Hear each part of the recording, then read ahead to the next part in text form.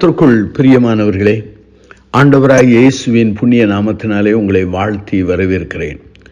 1 நாளாம் புஸ்தகம் 28ஆம் அதிகாரம் 20 நீங்கள் வாசித்து பாருங்கள்.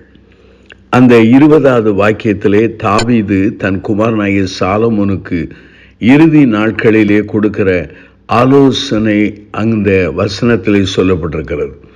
அதிலே சங்கீதக்காரனாகிய தாவீது சொல்கிறார், தேவனாகிய கர்த்தர் என்னும் என் தேவன் உன்னோடு இருப்பார் என்று சொல்கிறார். அருமையானுள்ளே, அநேக சமயங்களிலே ஒருவர் வாழ்த்தும் பொழுது கர்த்தர் உங்களோடு இருப்பாராக என்று சொல்கிறோம். போதகர் திருச்சபையாரை பார்த்து ஆண்டவர் உங்களோடு இருப்பாராக என்று சொல்லி வாழ்த்துகிறதை நம் ஆராதனைகளிலே நாம் கவனித்திருப்போம். ஆண்டவர் என்னோடு உங்களோடு இருப்பாரா என்கிற ஒரு கேள்வி நமக்குள்ளே இருக்கிறது. உண்மையாகவே ஆண்டவர் நம்மோடு கூட இருப்பார்.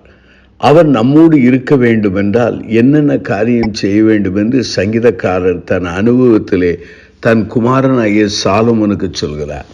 1 நாளாகமம் 28ஆம் அதிகாரத்தில் 9-10 நீங்கள் வாசித்து பாருங்கள்.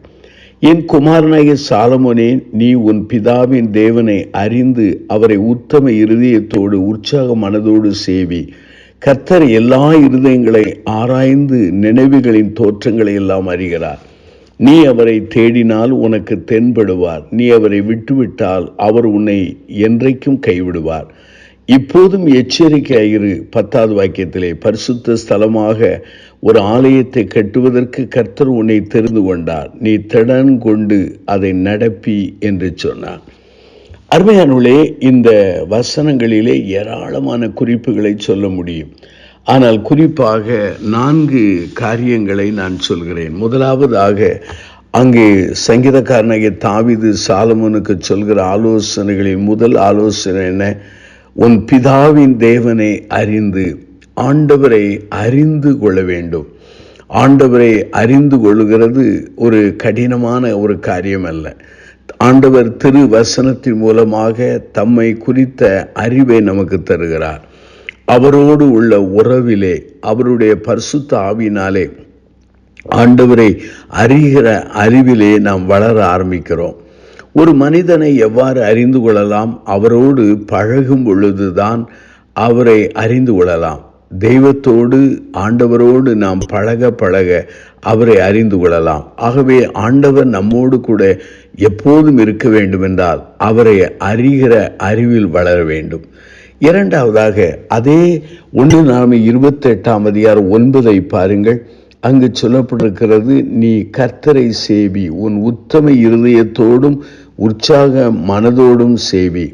முதலாவது அறிந்து கொள்ள வேண்டும். இரண்டாவது அவரை சேவிக்க வேண்டும். எப்படி சேவிக்க வேண்டும்? மாய்மால இருதயத்தோடு அல்ல, உத்தம இருதயத்தோடு நாம் சேவிக்க வேண்டும். எப்படி நாம் சேவிக்க வேண்டும்? உற்சாக மனதோடு நாம் சேவிக்க அழைக்கப்படுகிறோம். முதலாவதாக, கர்த்தர் நம்மோடு இருக்க வேண்டும் என்றால் கர்த்தரை அறிந்து கொள்ள வேண்டும்.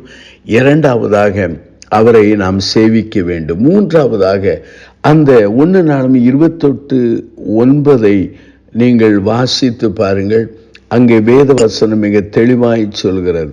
அது என்ன சொல்கிறது? நீ தேட வேண்டும். நீ அவரை தேட வேண்டும். அவரை தேட வேண்டும். அதிகாலையில் எழும்பி அவரை தேட வேண்டும். எல்லா சூழ்நிலைகளிலும் அவரையே நாம் தேட வேண்டும். அவரை தேடினால் அவர் நமக்கு தென்படுவார். அவரை விட்டுவிட்டால் அவர் நம்மை விட்டு விடுவார்.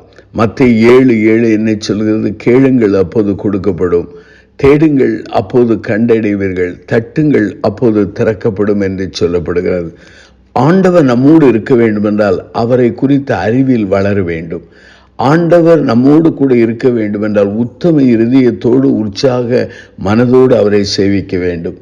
ஆண்டவர் நம்மோடு கூட இருக்க வேண்டும் என்றால் எல்லா சூழ்நிலையிலும் எல்லா காலங்களிலும் அவரை நாம் தேட வேண்டும். கடைசியாக ஒன்றை சொல்கிறேன். அங்கே 1 நாளாகமம் 28:10 சொல்கிறது, இப்போது நீ எச்சரிக்கையாயிரு. பரிசுத்த ஸ்தலமாக ஒரு ஆலயத்தை கட்டுவதற்கு கர்த்தர் உன்னை தெரிந்து கொண்டார். ஆகவே நம்மை ஆண்டவர் தெரிந்து கொண்டதினால் நாம் எச்சரிக்கையாக இருக்க வேண்டும். உலகத்திலே எத்தனையோ கோடிக்கணக்கான மக்கள் இருந்தாலும் ஆண்டவராகிய இயேசுவானவர் என்னையும் உங்களையும் அவருடைய பிள்ளையாக தெரிந்து கொண்டார். தெரிந்து கொண்டதினாலே நாம் எச்சரிக்கை இருக்க வேண்டும்.